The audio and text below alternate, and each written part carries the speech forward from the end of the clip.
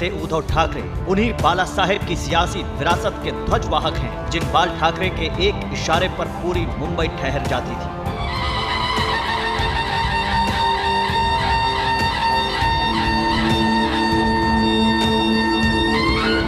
प्रत्येक शिवसैनिकाच्या हातामध्ये मला स्टेटमेंट द्यावीच लागेल।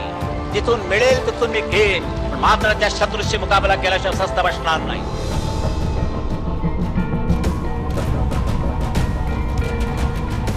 ऐसा रसूख था, ऐसा रुआब था बाल केशव ठाकरे का।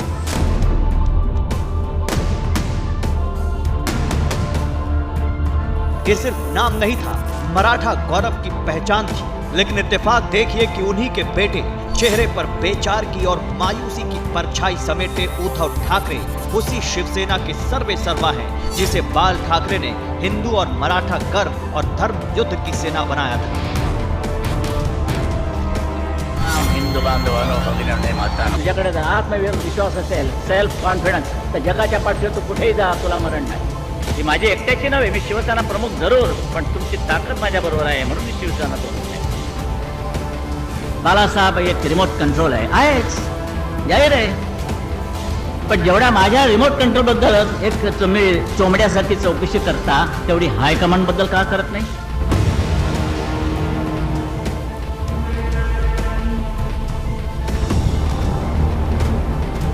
मी मुंबईकर का नारा लगाकर मराठियों और मी हिंदू से हिंदू हृदय सम्राट की गद्दी पर आसीन होकर इस मराठा छत्रप ने देश की राजनीति की राह बदल दी थी। कहा जाता है कि मुंबई में पत्ता भी बाल ठाकरे की इजाजत के बिना हिलता नहीं था। ठाकरे की वही शिवसेना अब सत्ता के गलियारों में वजूद की लड़ाई लड़ रही है।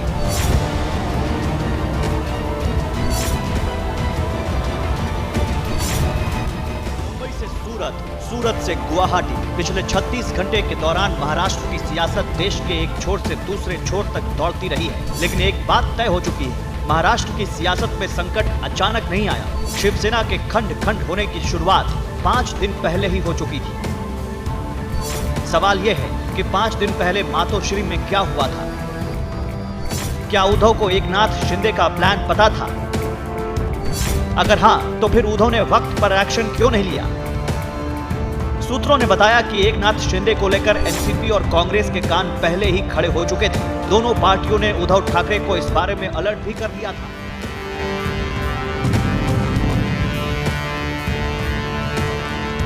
एकनाथ शिंदे ने राजनीति की बाराखड़ी बाल ठाकरे से सीखी थी। दशकों तक मातोश्री के वफादार रहे थे, लिहाजा उद्धव ठाकरे ने विधान परिषद चुनाव का पूरा जिम्मा एकनाथ शिंदे को दे दिया।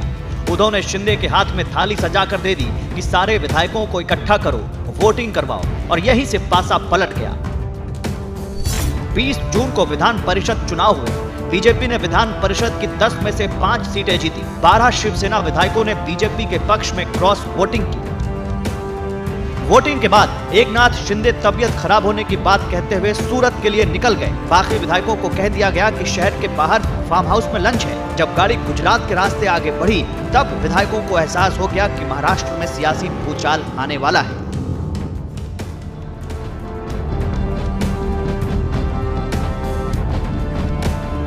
करीब हफ्ते भर पहले की इन तस्वीरों का महाराष्ट्र की राजनीति से भी गहरा ताल्लुक है। 15 जून को उद्धव ठाकरे के बेटे आदित्य ठाकरे अयोध्या पहुंचे थे। रामलला की आरती की, हनुमानगढ़ी में दर्शन किए।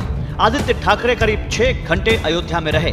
इस बात से बेखबर कि अयोध्या से करीब 150 किलोमीटर के फासले पर शिवसेना को दो फाड़ करने की बिसात बिछाई जा रही थी। एक्सक्लूसिव जानकारी है कि शिवसेना के बाकी विधायकों को पहले लखनऊ लाया जाना था। इसके लिए लखनऊ में 3 होटल में बुकिंग की गई थी। लखनऊ के 3 5 स्टार होटल में 22 से 27 जून तक की बुकिंग थी। बाद में बुकिंग कैंसिल कर दी गई और विधायकों को पहले सूरत, फिर चार्टर्ड प्लेन से गुवाहाटी पहुंचा दिया गया।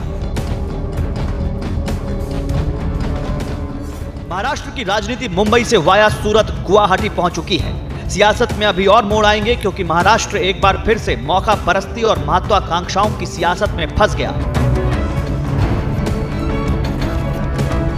शिवसेना की राजनीति में इतना बड़ा भूचाल पिछले 1 दशक में कभी नहीं आया।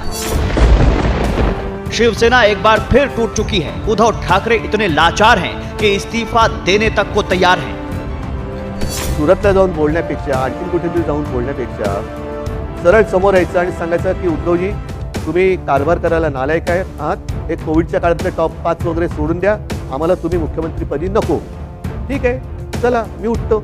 आणि आज सुद्धा मी तुम्हाला सांगतो, जर त्याच्यापैकी एकाही आमदाराने समोर येऊन मला सांगितलं किंवा जर त्यांनी स्टेटमेंट दिलं की उद्धव ठाकरे मुख्यमंत्री पदावरती नकोत, तर मी आत्ता मुख्यमंत्री पदाचा राजीनामा द्यायला तयार आहे.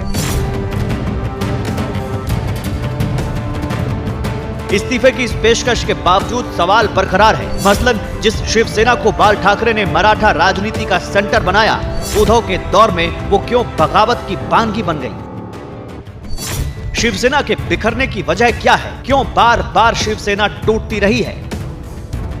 बाल ठाकरे के वफादार उद्धव से क्यों बेवफाई करने से जरा भी नहीं हिचके? जिस शिवसेना का महाराष्ट्र की राजनीति में डंका बजता था, उसे शिव सैनिकों ने ही क्यों सियासी ढोल बना दिया?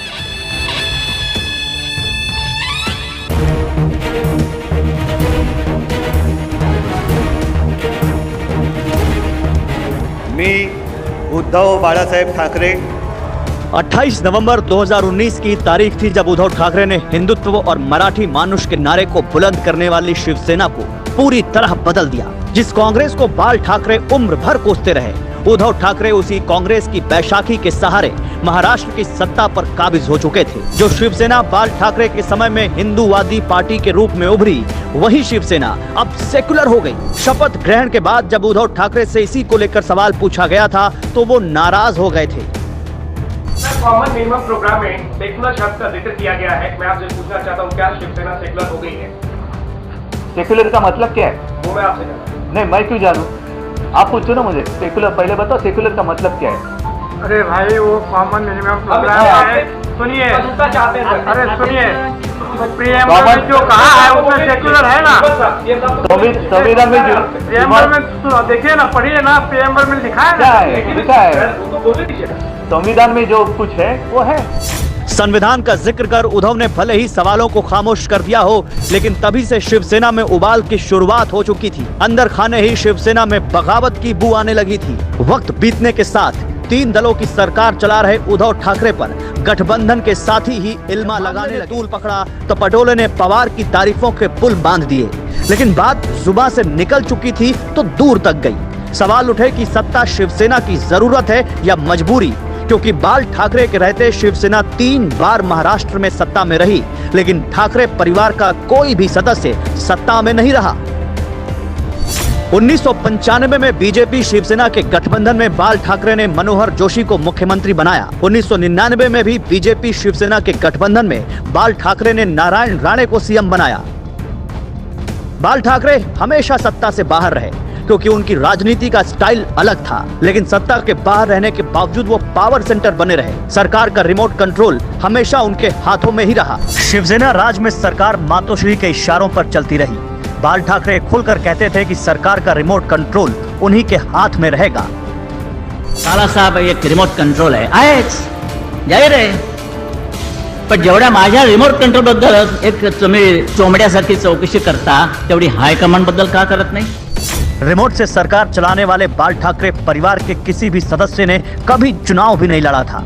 लेकिन ठाकरे खानदान से आदित्य ठाकरे पहले ऐसे सदस्य थे जिन्होंने चुनाव लड़ा.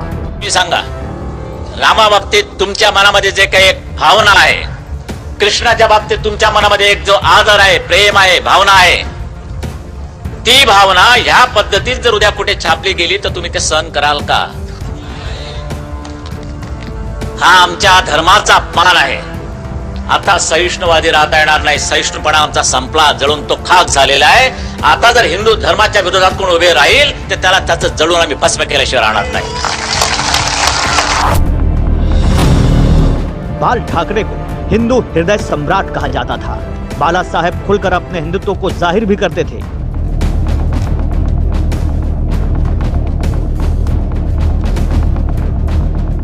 उद्धव को झटका देने वाले एक नाथ शिंदे बाला साहेब के दौर से ही शिवसेना में हैं. इसलिए बगावत के बाद ट्वीट किया कि हम सब बाला साहेब के पक्के शिव सैनिक हैं. बाला साहेब ने हमें हिंदुत्व सिखाया है. बाला साहेब के विचारों और धर्मवीर आनंद दीघे साहेब की शिक्षाओं के रास्ते पर चलते हुए सत्ता के लिए हमने कभी धोखा नहीं दिया और न कभी देंगे.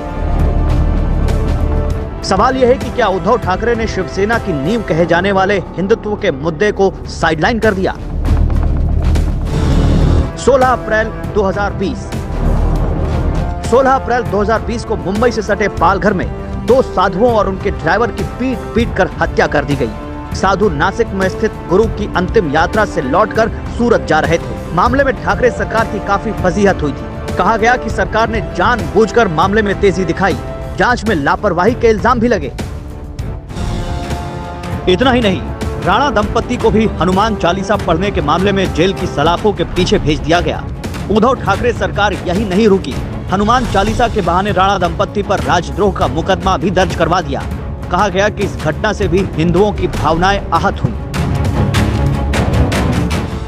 उद्धव ठाकरे की सत्ता हिलने की वजह इतनी ही नहीं है, इसमें मौका परस्ती, आपसी हितों के टकराव से लेकर कई तरह की तनातनी भी बताई जाती है। सरकार में गृह मंत्रालय और वित्त मंत्रालय एनसीपी के पास है।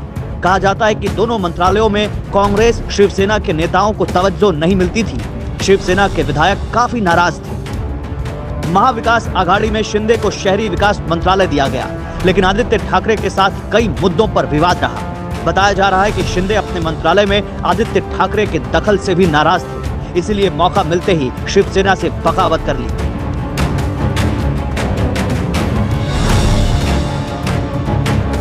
बहरहाल सत्ता पर संकट आया है तो खुलासे होते रहेंगे, लेकिन एक बात काफी हद तक साफ है कि शिवसेना का कांग्रेस के साथ राजनीतिक समीकरण बनाने के बारे में सोचना ही वो पहला फैसला था जिसे शायद बाल ठाकरे अपने रहते कभी नहीं लेते। ये कुर्सी के बदले विचारधारा का खुला समझौता था। उग्र हिंदूवादी विचारधारा के लिए जानी जाने वाली शिवसेना ने सत्ता लोभ में बीजेपी से अपना करीब 30 वर्ष पुराना रिश्ता तोड़ दिया था। जाहिर है, शिवसेना महाराष्ट्र में आज जिस तरह से अपने सियासी वजूद की लड़ाई लड़ रही है, उससे बाल ठाकरे की आत्मा को चोट जरूर लगी होगी।